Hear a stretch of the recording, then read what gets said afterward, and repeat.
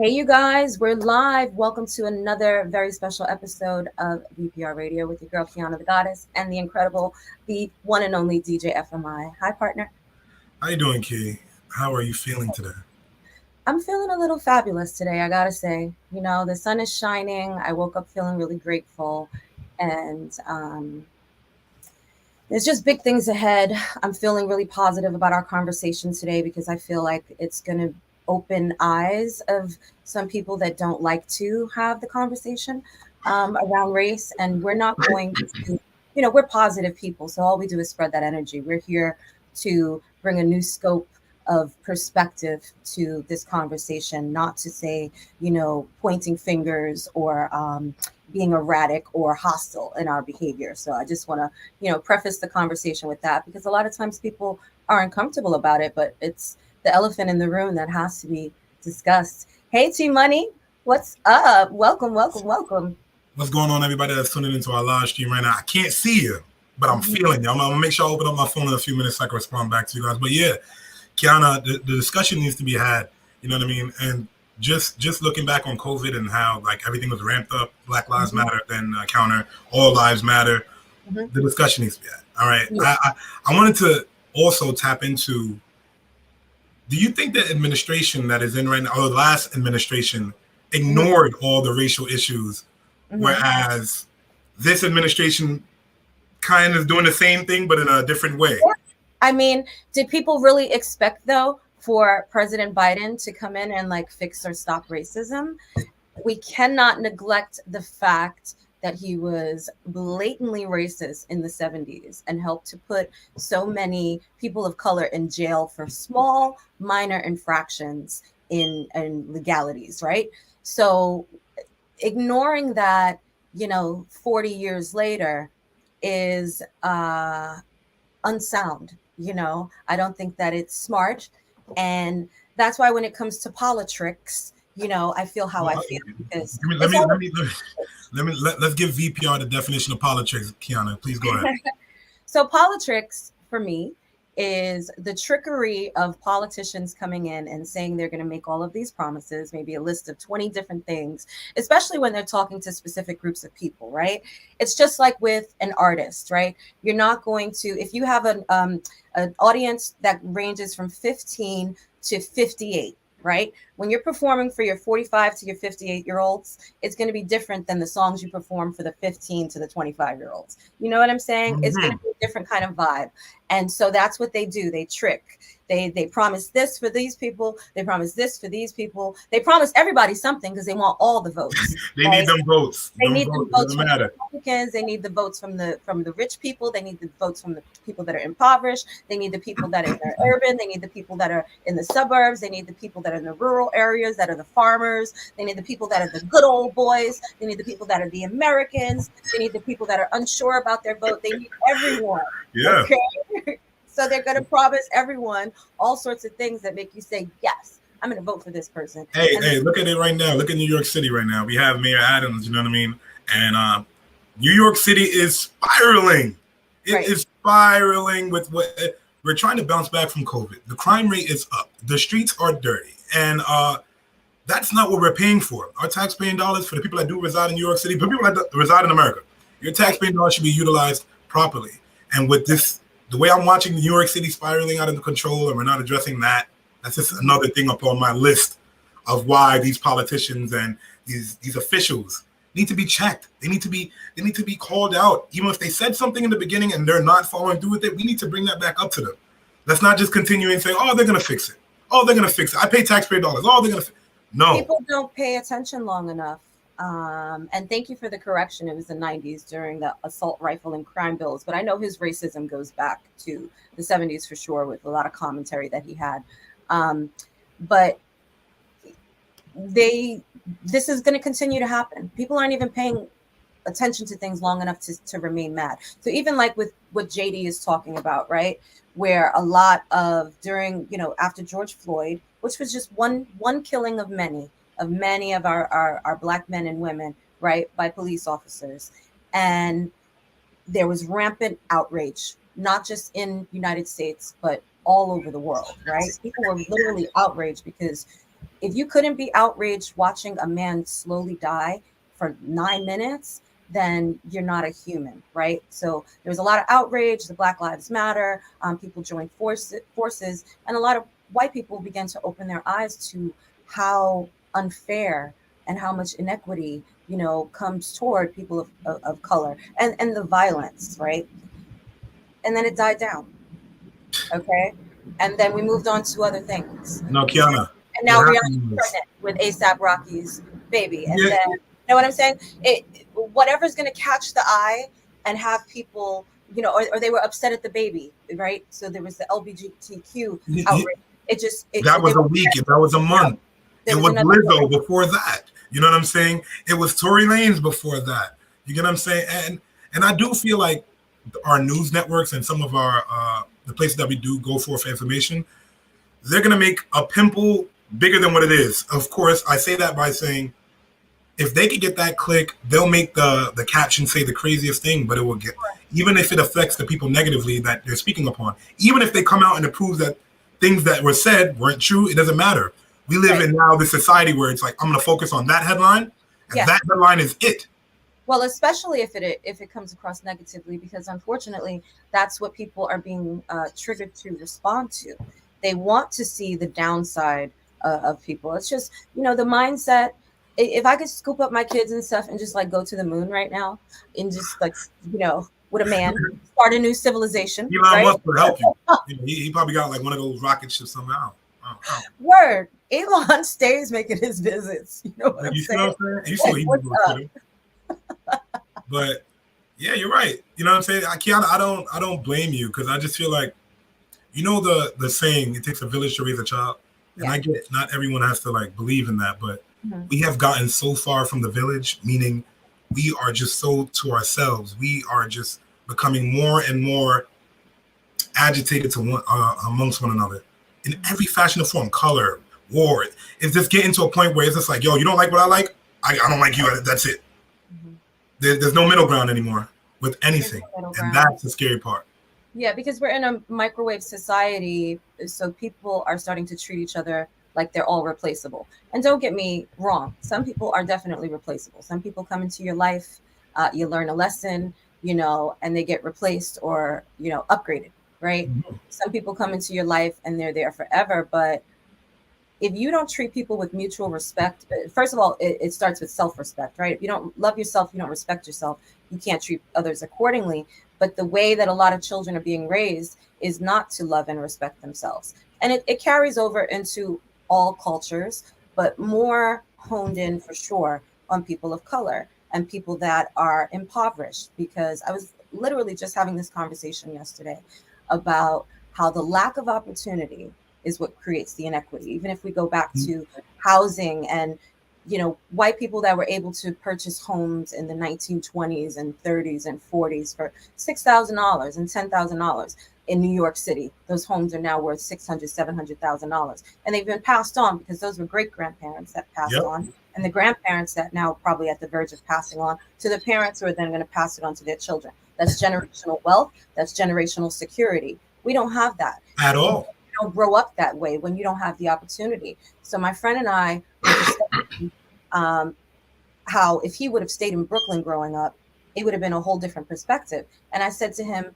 that should open your eyes even further, because you see how you being scooped out of Brooklyn and moved to Long Island and raised around white people and an astute and having great education, et cetera, what you do now for a living, how you've connected, even musically, because he's like a big music producer. So we're talking about all of that. And I said, look at the lack of opportunities, look at the lack of education and the inequity in education and what's not being taught more so than what is being taught, right? Hey, Qiana, this is how true it is. My father, you know what I mean? When I got older, we had conversations about, hey, why did you choose some of the schools that you chose? Why did you choose to fight to send me to private school for a few years? Like, why did you? I had to ask him. And he's just like, even when I was sending you to public school, I had you taking a bus, but I knew you had a better graduation rate there. I knew you were around better education there. Whereas if I would have kept you near where we lived at that time, I couldn't, you know what I mean? I didn't want you running around in the hood, becoming, part of the system. And at first, sorry. No. At first, a question, I was like, all right, He's just like, look at the music I made you grow up listening to. That's you right. heard hip hop. Expanding horizons, right? You know what I'm saying? I heard reggae. I've heard pop. I've heard, and he was pushing it in the car. I was like, why? Like, why? You know, I would hear hip hop. Why? Yeah, I was like, this is, you know what I mean? He's saying you better know this song like you know your ABCs. I'm just like, why you got to do that? And now look what kind of DJ you are. Look at how he fed you that to create a beast that is so musically inclined and knows so many different genres of music and can just, you know, pivot from one area to another so effortlessly. And I applaud your father for that. I do the same. Listen, I have notoriously lived in a neighborhood where I'm in a nice building or nice area, but across the street is the hood. That means that the neighborhood school is going to be. So my kids have always traveled with me. Come on, kids, whether by car, by foot, by train, by bus, to get you to that good old white neighborhood. They're going to be teaching you some things. And I've pulled some strings to make sure that it could happen for them so that their education and their teaching and even the kids and people that they're around remain consistent with the values and stuff that I'm instilling. And it's becoming harder and harder, even with those kids, just in this world and in this community. My children have notoriously been like loners, which is the same that I was growing up because, you know, I spoke well and all of these things that kind of don't match what people typically think goes with Black people or Spanish people. White. You know what I'm saying? White. Why you sound like that? I'm just like, what you mean why I sound like? Right. Sound educated? Why do I sound educated? Why do I speak well? Do you know how foolish of a question that is? I put that up on Instagram a few weeks ago. What does if sounding educated is what white sounds like, what does Black sound like? You know, yeah, and the crazy part is, look how it translates to our music. Some of the acts that are in our music now emulate hip hop culture, Black culture. The same culture where if I would have spoke like that, oh, that's ghetto. But it's not ghetto when you're making millions for these record labels every year. It's not ghetto when you're bringing in 30 million off one artist and you're like, well, it's good. Okay. Like, it's okay when it's done. It's okay. Yeah. Okay. That's so sad. Nah, listen, get on the pedestal and talk about it, partner, because it's absolutely a fact. I mean, it's all good and fun to assimilate culture until it's time to, like, you know, fight for it or until it's time to stand or go to jail for it. You know what I'm saying? Then it's a little bit harder, right? Then there's some decisions you gotta make. Like, I'm not really Black. Thank you. I'm gonna lose my bag now, but I do like making this kind of music. You know what I mean? And I watch it every day. But speaking about music, Qiana, do you know who is back to making music and running around these Brooklyn streets? Who? What's his name? The hair. You seen his face? You seen her face? VPR. You seen Qiana's face as soon as I brought up that name. One and only, same as Tekashi 6ix9ine is back outside in Bed-Stuy and in Bushwick running around. All right. That's your boy. I would hit the horns. VPR. Y'all know how this man affects hip hop, and I brought him up for a reason today. I'm gonna smack the horn out your hand, partner. No. You know what? VPR. Feel what you must about Tekashi 6ix9ine, and yet again, after another year, he is back here. We have done VPR for how many years now, Qiana? 4. So this man has kept it relevant in and outside of jail. I say this to say now, he's been running around, Qiana, doing interviews and saying his truth, speaking about Alpo, speaking about other rappers that have snitched. Okay. And it's just causing this uproar. But as far as it relating to his music, every time he drops a record, with no playlisting, no radio play, no promotion but his own, and whatever he pays for on his side end of it, he still is outselling most of these mainstream rappers that are doing features and still not even getting their number. And I could only from a lover of music, I can only sit there and look at that and pay attention to it. Why is it that this snitch, this rat, this fake blood that came back as a Crip now, whatever he's jacking, why does he always succeed in doing these numbers? And the only thing I could come up with is he is the better entertainer. And it goes to show in this industry, it doesn't matter about your story. It does matter, but if you can entertain. But unfortunately, I think that the entertainment goes right back to what we were just discussing a few minutes ago, right? It's negative the connotation is negative. It's in talking about other people. It's in riling situations up. It's in creating a ruse of drama that people feed into it. And we need the same level of people getting, riled up about positive messaging, right? And about doing some shit to transform your life in a positive way, and not think that this is what you have to be to get the bag. And no disrespect intended to anybody that gets your money the way that you get your money. If you're not hurting others, I applaud you. You know what I'm saying? And whatever you found, he's a marketing genius. There's no. He really is. There's no. I'm watching it. I'm learning tricks of the trade with him. Marketing genius, and he went way further than. And he's a very profound businessman. He went way beyond, film, vitamin water products, and et cetera, and then turned into the social media troll that created and not only created, but actually crossed him over to kids that didn't even know who he was. You know what I'm saying? Because 50 is an OG in rap now. So if you separate 20 years, they may or may not know about 50. 50 is an OG. You have to look at it now. Like Soulja Boy's an OG now. T.I. is an OG now. Like, absolutely. You know what I mean? We're touching, these are the acts that are touching 30 now. But this is why they're still relevant, because they've crossed over reality TV, tantalizing interviews that cater to the younger crowds and some even of the older crowds that really love that drama and wanting to be wrapped up in that type of, life. Say some controversial things, get everybody to get outraged and share it. The more people share, the more people are talking about you, the more relevant you are. Yeah, and that's what's paying it. Because what's happening now with our modern day artists, I was having this discussion after Winning Wednesdays. I normally sit down and speak with some of the artists after the show just to improve their set, just to touch bases with them and see where they're going in their career. And we have an artist coming on the show soon, don't we? Yes, we do. We do have Vixie C, and I'm looking forward to having her. Our management team is amazing. They've shown me so much love, so I look forward to it. Okay. But as I have these conversations with them, I tell them, you know what I mean? We're living in a streaming age now where if you could find a way to monetize your brand, go for it. Just don't let it affect your character. Because the people that are listening to hip hop now, the music that they're gravitating to is the more street gutter music, right? The dark side. But what comes with that is character, their story, that built. That's why people want the real. Hence why they'll run towards a Little Durk. And I don't listen to Little Durk like that, but I can respect his craft. Where before they run to a Coi Leray, you know what I mean? Mm-hmm. And Coi Leray just dropped an album. She's releases a video on Instagram. She'll have over 2 million views every time. And that's money going into her pocket once you hit above 1 million. Absolutely. But how much did the album sell, Qiana? Mm-hmm. 11K. Wow. Get out. You. And she is the big. Every time you turn on Instagram, you hear her. Every time you do this, you hear her. They're pushing her music.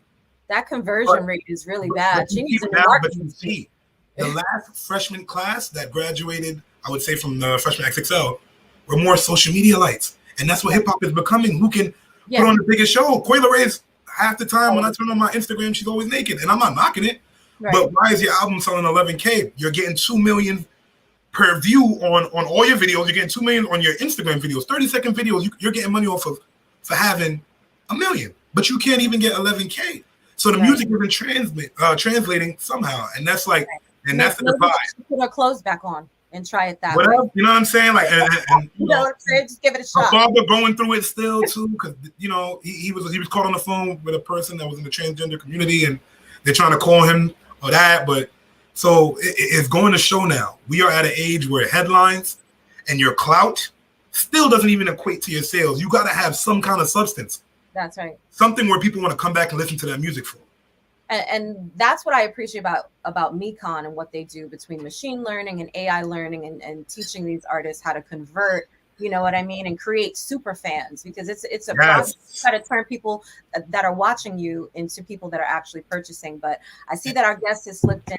Definitely looking forward to speaking to him. So guys, we have author of Race for What and activist JD Mouse. We're going to bring him up to the stage. Hey, JD, thank you for joining us. How are you? Hey, I'm great. Thank you for having me. All right. Oh no, we're so happy that you came, and thank you to Vince Carroll who introduced us. That was really dope. Vince and Absolutely. we love you guys as well. So let's just jump right in. I took a few pointers that I definitely want to discuss, but I just want to know, first of all, what inspired you to write this book, and can you tell me like what the premise was behind creating it? So inspiration came from getting involved in white anti-racism work, having grown up in the Black community in St. Louis, or in a Black community in St. Louis, and spending a lot of time, even as an adult, in various community building ways with other Black communities. I knew and had a more of an insight than some of the woke folks that were now going through this aha moment of getting involved in anti-racism work. And there was a disconnect between understanding what we wanted to do something for, and who and how to do something with someone. So in that disconnect, I just saw an opportunity to get my voice out there. And the best way to do so to me was put it in a book. I love that. Can you tell us or about the cover on your book and why you opted to use that prom picture showcasing all your Black brothers and yourself? Dope picture, by the way. But why did that become your cover art? Actually, that was not my idea. My editor and I tussled over this, but I had this grandiose idea. I drove my my cover art guy nuts trying to create something. I wanted children running, playing, and then it to kind of meld into like either corporate America or a protest or whatnot. So it was like, where are we racing to? What, creating this whole theme? And she was like, no. Let me show you this. This is why people should listen. And she created that, and I was like, okay, yeah, that's undeniable. So that was our high school prom picture, me and 8 of my closest friends. And so, yeah. I think it's spot on, right? Yeah. A lot of times, now that you gave me the history behind it, I'm like, I love it even more now. I'm like, all right. Yeah, because a lot of times, when people, and you mentioned this too about how race is a very uncomfortable topic, and I want to get into that as well. But when you mention, like, if you're around some white people and you say something about race, they're like, well, I have Black friends, right. A Black friend, but like, no, you really have Black friends. This is my family. This is what I've been raised around. So I have an understanding of the culture. Yeah. I was looking through photo books from my childhood, my father's house, my mother's, all of these different photos. And I didn't even pay attention to at the time or think about it. They didn't think about it. Mm-hmm. But my parents were around a lot of Black children, right? I mean, my home was one of the main homes that we a lot of the times hung out at. My father, being an attorney, sometimes had to be called upon to do certain things for a lot of my friends. My mother, being a doctor, gave physicals to so many, and when we needed them, and gave them prescriptions when they needed. So even in going back through the pictures, I was like, damn, y'all were around a lot of Black folks too. Like, it wasn't just me. And there was such a level of comfort that we didn't even think about it that way. And that was because they purposely wanted to raise me in that fashion. Right, which is beautiful. I mean, we definitely don't see that enough. Can you tell us a little bit about your journey in business, from going against what you were originally doing, which was banking, right? And becoming Nelly's manager. How the hell did that happen? So Nelly's right there next to me, kneeling and in the photo. And so we were close friends, and we would always discuss entrepreneurial things. When I was in college, I started a tennis teaching company with my tennis coach. We went into cities and municipalities and tried to bring tennis teaching at a lower cost to the community. And so being entrepreneurial was something that was always a passion of mine. As I went through school and was in finance, and learned about the banking industry and saw that that's where the cash flow comes, and has such a big impact on the racial disparities, I wanted to kind of work my way through the system, use my whiteness, build my way up into the corporate world, and then influence change once I had gotten inside and kind of understood it. But at that same time, as I was getting into banking, Nelly's career took off, and he started hitting me up on two-way pagers back then, and was like, look, I want to do a shoe store. I want to do a club. I want to do this. And that's great, but I got a job. And so as soon as his first check came from that success of Country Grammar, he was like, all right, quit your job and come on, let's do this. So that's amazing, honestly, with that story. Now I even love the picture even more. So, yeah. So while being around, I love that you're aware to say, hey, I want to change. I want to be a part of the community. I want to change it from within. Now, tell me some of the stories where you face like reverse racism upon like so, that. I even when I went into like, nightclubs and I was the only white face or one of two white faces possibly, or the skating rink or whatnot, or parties at the, in the neighborhoods. I always felt like I was intruding on a space that wasn't really, that Black folks had very little spaces that was their own, so to speak. So we definitely faced, and I faced some, but my best friend from the time I was 4 is 6'3". I'm 5'3". So it was a level of felt like protection this entire time. And you know what? Halfway, I kind of agree with it.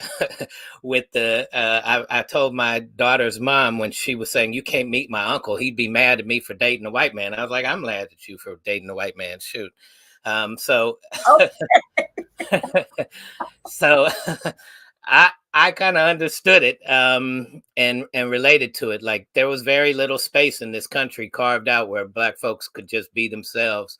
And that's because of that segregation. It made it for, white folks getting into anti-racism also just don't know how Black folks talk when you're not around, right? When you got your Black friends, but they always meet you at Whole Foods and Starbucks, and in your community, they're at they're at a workplace that's run by white men or whatever. So they're not themselves wholly when you're talking to them, and they may not be willing to trust you enough to give you that sort of insight. And that's what I felt like was missing from that. That is such a great perspective. Yeah. I love your sensitivity, you know what I mean, to the plight that we undergo on a constant basis. I think that was a brilliant question, partner. And I want to delve further. What about that in reverse, like from white people being against you because you're surrounded by so many Black people? Yeah, so there's so many levels to that, as I'm sure you've seen from your own dealing with white folks. Like, for instance, family members, it was awkward at times, if not, it was amazing to some of the older generations that I had such a great relationship with my sisters, or I had, I would talk to their children and invite them in and welcome them in. And the welcoming feeling was something that I got right away from moving next door to my best friend's family and seeing the welcoming, the welcomeness as part of Black culture. And so it was easy. It became second nature to me. And we were so individualistic in our culture that even that was a surprise. Yet I wasn't going to be invited. My friends, my grandparents at times would tell me, don't you have any white friends you could bring over to our house, kind of thing. So from inner family to meeting kids playing tennis and going, hey, let's hang out. Yeah, let's hang out. All right, well, most of my friends are Black. I'm sick. I can't really make it today. And it was all of that in the process. And so you start to see that as I'm walking through the neighborhood with friends at night, and we're going through a wealthier area to get back to our place. The police stopped us, and I didn't have the talk that my friends got from their family. And so I was saying stupid stuff because I was getting tired of being held up. Like, okay, well, we'll help you. No, we won't help you. So, I had to learn kind of through. You riling up things unnecessarily. Like, because I just want to get home. I love hearing this aspect of what the way you're viewing it, because we never get to hear this, and I can say that from, as a Black man myself, I would always wonder, what you're experiencing. But continue, please. This is amazing. Yeah. So that's what really spurred me to want to dig deeper than just show up to a protest or whatnot. It's what really causes us as white folks to start to really formulate a system of racism. What causes someone to not have any interaction with somebody else and already assume how they were going to behave, how they were going to be a problem, that and then start to how they were going to speak, and start to make those judgments and not be able to hear what was being said, but how it was being said, or all of these, and create this system that gave us an advantage. For what did we need it for? What was motivating all of those things? And so that was really my life journey, has been to try and figure that out. And so this book is what I've come up with, my theories as to really what led us to this point. I think you said so many, different eye-opening things in your book. You even talk about, and I've said this before, FMI and I have had this discussion, how slavery is not a new thing. Slavery goes back hundreds of generations and years and years and years and back to other cultures, but it often wasn't that level. You know what I mean? But there's also, always kind of like a classic wealthy versus, the poor, or the servitude versus, the kings and the queens and such. But the blatant way that this was done, and going and taking people out of their country and bringing them over to, be colonized and create and build a whole other country, not their own, and in a very hostile and violent manner, systemically, it really created a very broken culture. We were talking about, before you slipped in, like redlining in housing, lack of opportunity, and lack of inequity, which often shifts into cultures of people of color if they are not, middle class, or I would even say at this point wealthy, because middle class is being eliminated at this point, right? Especially with inflation. So tell us, I'm glad that you broached that as to like, why do you need it? Tell us why you think like that inherent privilege is something that was created and has been passed on and passed on and passed on and passed on in white culture. So first, I would just like to address what you were talking about. Sometimes I'm in this conversation and talking about white culture, and the defensiveness kicks in and go, well, other cultures did that too. Yes, but you're also admitting now that white culture does these things. And that's what I want to address. I'm not trying to say, like, I would say, even a lot of times people will go, well, I wasn't as bad as that person over there, but that doesn't make you were doing good. So that's how we kind of talk relative and to justify things. And I want to get away from that. The cultural things that we need to change is what I'm focused on. So what led us to this? And so there's a lot of deception and destruction in our practices. And I believe the deception comes from the idea that we created a system that said having less melanin in your skin meant you were superior to somebody. And that's a lie. That just doesn't make sense. We can't even go outside.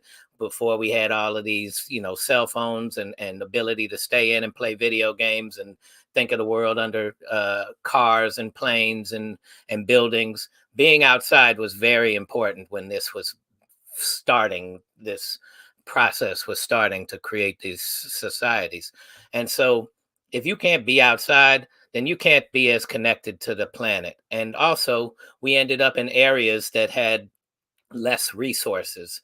And so there was a scarcity. Obviously, we have to continue to go into Africa. We have to continue to go into these middle regions of the world to gain our resources, natural resources. We get all of our elements for our body and our nutrients from the earth. We get operating the way we operate from the planet. So being in a place where there's an abundance, you develop this better system of community and sharing and caring for one another, because it's naturally there's more than enough to share. Whereas in our region, we had this scarcity. And so now if you have something, possibly I don't. And that makes a big difference in the way I start to approach things. And I think there was a developed mentality there that, wait a second, this is a zero-sum game. Survival of the fittest. You got something I don't, it's on. And we now go into these areas from India to Africa to all these places where we go to get our resources from, and people are living off the earth. And I love Louis C.K. used to say white folks had to be aliens, because you guys see everybody living off the earth. You're dancing, you're screwing, you whatever, you're having a great time. You're spiritually aligned, right? Spiritually aligned and connected, right? So you get that appreciation for the earth, where maybe we didn't develop that appreciation because we're burning outside. We don't have SPF 50 yet, and all of these things, and we have less resources, and so maybe we get this disconnected vision of how the earth operates. So now when I see you, and my son's mother used to always say, so used to dysfunction, you don't even know what function is. Here you are giving. I mean, Christopher Columbus spoke about it. They were willing to share when we showed up, and yet we wanted to take it and destroy these folks and,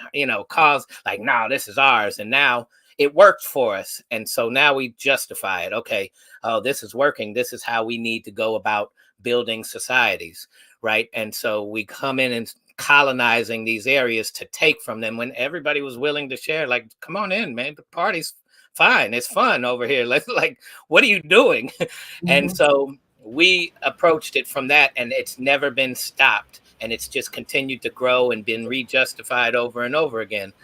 And going back to the deception, if I have less melanin and now I'm trying to convince you that makes me a superior being, that's a lie. So now if I'm gonna build the system to make me look superior, everything has to be done under lies and more lies and more lies. And now we're even to the point where we celebrate lies. You're a fool if you got tricked. The person that tricked you is the one that got over. That's right. Fool never get fooled again. Yeah, exactly. So we're celebrating somebody that lies and deception in our culture so much. And I want to break that down. Yeah. And so that's the type of thing that I think we've come to. Yeah. And I feel like, Qiana, also look at our textbooks. Look at what we're taught in school. Thank God, yes. About us marching in everywhere and sitting there, we traded. Come on, what did we do? Mm-hmm. They try to fast forward through slavery up until the civil rights movement. It's like 4 pages. You know what I mean? Slavery for a little bit, everything came together. Abolished the slavery and great. What Kumbaya. In between. Now, I love your insight.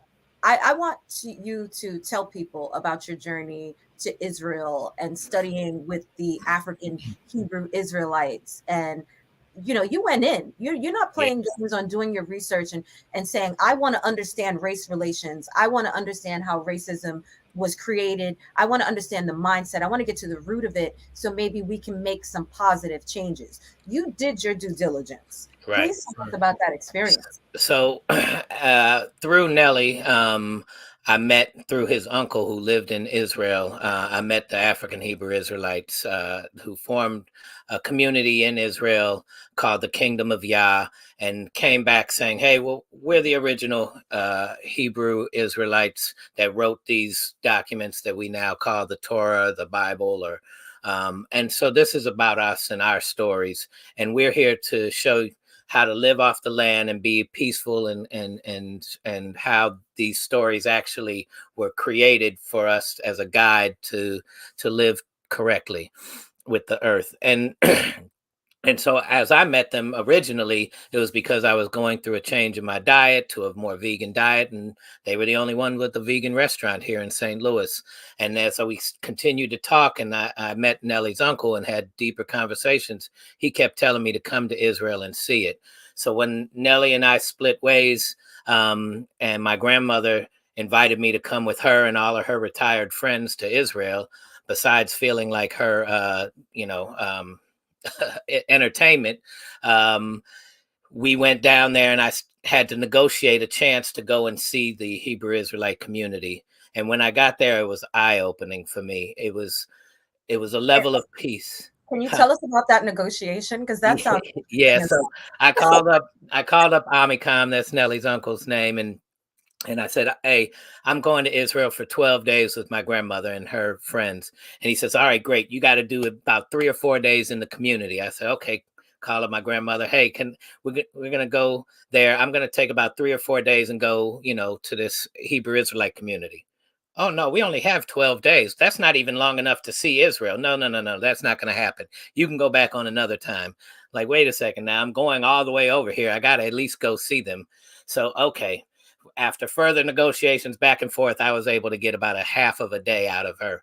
But she came with me, and she said, okay, when they go to the Dead Sea and see that, we'll go to Dimona, and that's, close enough proximity to there. So we called up Nellie's aunt. Shadiah came and picked us up with a younger guy my age, and I sat in the front with him and started talking about entrepreneurial things and just life and health and well-being. And my grandmother was in the back talking to Shadiah. And one of the main issues with talking to my grandmother and her friends was I would be promoting the health and the peace and the well-being and the communal feeling, and they were focused on no, but the men are allowed to have multiple wives, and because of that, we don't want anything to do with it. That's not right. And they start, quoting, things about like Jim Jones or whomever else, and using all these other things to justify their feeling for it. So in that ride, Shadiah talked to my grandmother and said, look, who raised your children really? And wouldn't you have rather had that person be part of your family? Wouldn't that have been a more caring individual if they had done it that way? And my grandma was like, yeah, well, we hired somebody. So yeah, if they were actually part of the family, it would have probably been different. So she was so open to it. When we started to walk around the community, one of the princes showed us around, and as we were going through, it was single level story housing, and there was multiple rows of housing, and we would, it was a pathway to walk around it. And so I had to use the restroom, and he said, well, go knock on any door. Go in any door you see and just go in and use the restroom. And I was like, yeah, that don't sound right. All right, let's keep going. I'm not doing that. And so we keep walking. And he goes, didn't you say you had to use the restroom? Go on up there and use the restroom. So I start walking towards the house, and I go like this to knock on the door. He said, I didn't tell you to knock. Open the door. We haven't locked our doors in 40 years. Go inside and use the restroom. So I peek in. I'm like, and I hear this voice, hey, baby, you need some water? You need some food? What you need? The bathroom? I'm like, yeah, the bathroom. Water would be great. And so I go in and I start, and I use the bathroom, get some water, come out, and was like, okay, that was different. We keep walking, and a 2-year-old comes running around the corner, and the prince goes, so you going to the park? And she keeps going, and keeps running. And then my grandmother and I are looking around like, wait a second. He says, oh, don't worry. There's more eyes on her than you think. And we teach them as soon as they're old enough to walk, the entire community is their home. And so that level of peace, and it might have been somewhat of a show, like everybody knew we were coming, but you can't put on that show in the United States. You couldn't get that out of here. To make two people agree on anything in the United States. Exactly, right? And so that, to me, was eye-opening from this is what Black culture looks like without the disruption of white culture. And so I wanted to be a part of that change, to see the change in my grandmother, to see her by the end of the day say to them, if anybody's going to bring peace to the Middle East, it's going to be you all. Yes. To see that coming from people, and this is African Americans that left the United States and in the 60s while Martin Luther King and Malcolm and the CIA was trying to stop the rise of the Black Messiah, and all of these things were going on. Ben Ami led them to Africa, went through some real changes for 2 years, started to learn how to live off the land instead of live off a 7-Eleven, and move into Israel. And to see at them bring nothing but peace. They didn't own any guns. They didn't own anything else. And Israel saw them as the biggest threat to their well-being at times. And I was like, what is that all about? So that's why I see the threat is building a new community that is about peace, justice, equity, sharing, caring, and all of those things. That's the real threat to how crazy is that? Right? Exactly. I'd rather have them. Just going back to the way that things were set up, the indigenous living off of the land, that is how it was created and how it's supposed to be. You know, if we get back to that, then what? Then we get away from wars, right? Right. We get away from poverty. We get away from a lack of fairness, right? People love each other instead of get along and love each other. Like, right, exactly. And that doesn't create a control idea. And I think all of those things come from a scarcity mentality. And then it becomes, how do I justify this? And I spend all of my life trying to keep control, keep my privilege, afraid of losing what that looks like. And I've created this whole system based on these feelings that actually don't even have support. And we just can't see it because we've been taught intentionally not to be able to see it. You know, you just saying this to me, I just showed me how I am so comfortable in living in dysfunction, because basically, you know, we're in this right now. You've given me the veil off my eyes right now. I'm just like, you know, if you view it that way, I can understand why you would move towards that. And I can understand why you would fear a culture or a group of people that are actually preaching peace. Yeah. As they would rather someone want their neighbor to be, oh, he's going to take it, he's going to go to war with me. They're so used to that they're so used to the dysfunction of that. Yeah. That when people come with peace and good-hearted intentions, it makes them nervous. Because you saying that for you saying, oh, you're able to walk in any door, that just brought me anxiety. I'm just like, what do you mean? Like, I can't just walk into anyone's house. Exactly. I know what will happen to me if I walk into anyone's house. And I'm not leaving my door open for anybody to walk into my house, right? Me and my partner are the same, because I said the same thing. First of all, when people come to my door unannounced, I'm a little hostile. You know what I mean? You call my phone. Bass goes into my voice like, who is it? Oh, okay. Yeah, exactly, right? We wake up on defense. We wake up on defense. And I really feel like, you know, like I was touching on with Qiana before you got in here, we're just the division in our country and the division in this planet is just getting more and more, and it's getting scary points right now, especially after COVID, especially after everything that we went through with the politics. I really think we need to find a way to come back together. I don't know what it will be, but the division needs to stop. My hope is that these kids that we're complaining about really is bringing something that we didn't understand. And that means, to me, so I'm going to touch on one thing you talked about briefly, was how we were taught like this snippet of history about ourselves, right? So when I'm with the community, the movie The Prestige came out. And I don't know if either one of you have seen the movie The Prestige, but Hugh Jackman was in it, and it was about a magic show. And we're like, why is a movie called Prestige about a magic show? And they did their research, and you read and this is how I start off most of my classes when I start teaching about this stuff. When you read the definition of prestige, it's like, oh, we hold this in such high regards and this, that, and the other. And it's what we skip over real fast is based on the perception of better value, right? But when you hit the origin of the word is conjuring tricks and creating an illusion. So now apply prestige to Harvard and Yale and wealthy neighborhoods and Ferrari and Porsche and all these things. Now prestige has on a whole different mindset. And so that trickery is what our system has been built on. And so in a magic show, and I say this often, it's not what I show you that tricks you. It's what's happening back here that you can't see down below that's tricking you. So in our education system, it's not what we're being taught that's tricking us as much as and harming us as much as the fact that we're not being taught so many truths, right? And so we're not being taught about slavery and the truth. And we are only from a standpoint of I beat these people and they did what I said, right? No, that's not how this worked. This was intentional, using bodies to create babies, to raise those babies a certain way, and on the other side raise these babies a certain way. And that takes a real intentional psychology of harm to do that. And that is what we're so afraid of dealing with. That, Yeah. and all we have to do is learn how to let that go, so that we can be open to appreciating the value of others, and learn some new ways. And I think with the internet, this youth is starting to see, damn, my parents work 2 jobs.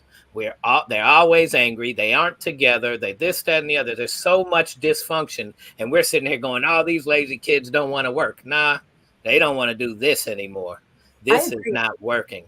I agree with you. I think that, and it's just like generations, like before my grandmother died, she said, we'll never have a Black president. And then a year and a half later, Obama was in office, right? So it's not always change that we see in our generation. And like my friend said, it's a crawl, you know what I mean? But I do feel like there is a trigger. And I do feel like those Gen Zers and those Gen Xers, they're getting it. They want something different. They're learning more diversity, right?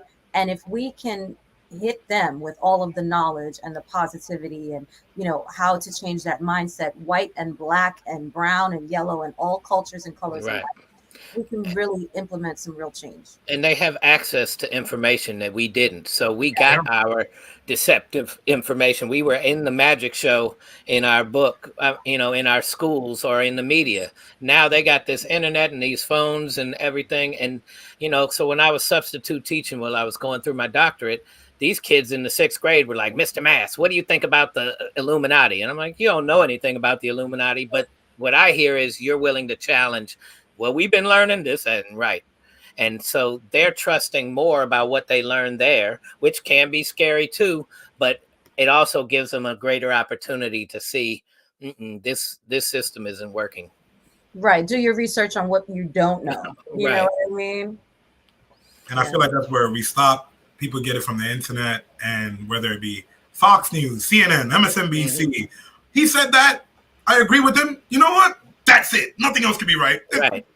And that's part of our culture, is to ignore, because we weren't taught about. Like, I met a mixed race woman from England, and she was just talking about, she came in and was doing a program with Tim Robbins' actor studio in LA, and they were going into prisons and having these acting programs. And it was some real healing, because in acting, you have to get in touch with your emotions. In prison, you don't want to show your emotions at all. And so that allowed these prisoners to actually get in touch with their emotions and start dealing with them and processing them. And the recidivism rate dropped tremendously for those that went through it. But she brought up a point. She said, you guys don't learn about world history at all you don't learn about any other cultures. You just, in the 10th grade, you get world history, and all that is what European wars took place and who became king after that and queen after that and all of that. But you're not learning about any other cultures. Every other culture has to learn about us. Even in this society between Black and white, Black folks have to learn about white culture, because you have to know how to navigate in it. You have to know. We don't. And that's why I wrote this book, because we never learned about Black culture. Right. Yo, you hit the nail on the head, honestly. And, just having this discussion here for all of our listeners that I'm watching right now on our live, and saying you're amazing, like the knowledge that you're dropping and just changing the outlooks. I have to thank you. You know what I mean? Just for our viewers and me personally. Well, Qiana, yeah, on behalf of VPR, really, we would definitely love to have you back, because I think that I would love to come back. We can't even begin to somewhat, summarize and finish up this conversation. There's so many more levels to unlock. So we'll talk behind the scenes and definitely get you booked up again. But please, please, please, you guys need to run, okay? Run and get this book. Yes. So you can open your eyes. Please tell us where they can find your book and how people can contact you and what you have coming up next on your agenda.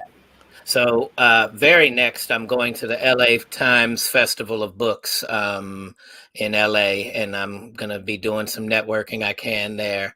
And I'm going to I told my son, if there's some people that I need to get a hold of, because I was told they might be, hard to get to. I told him he might have to, moon the crowd, and I'm gonna sneak around back and try and run to him. And he said, "Good thing, Dad, because I'm feeling really good about my body right now, so I might do that."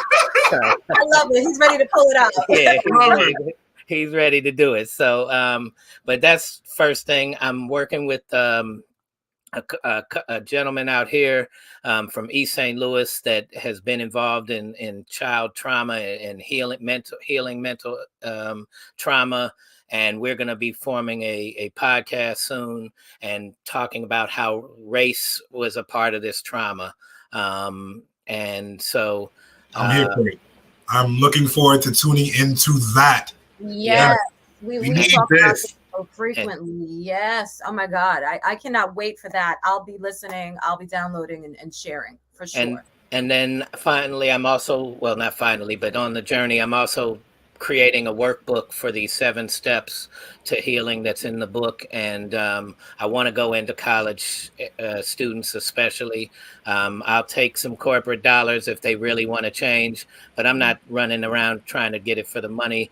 If I'm going to ask for change, it needs to look like change. And so I want to develop programs that don't just come in and have me speak, get a check and go, and you feel better about yourself. Okay, no longer racist, and you get to walk off, right? I want you to experience something different. I want you to experience eating and sharing and whatever it is that's a different experience than, because that's what change is going to look like.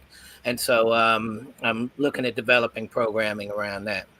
Yeah, you're exceptional. Thank You're you amazing. so much. Well, thank you very for your much. work, and thank you for your knowledge, and thank you for taking the time to educate others, and the passion that you have behind it. We see it, we feel it. We can't wait to speak more. Yes, well, and we really, really appreciate you.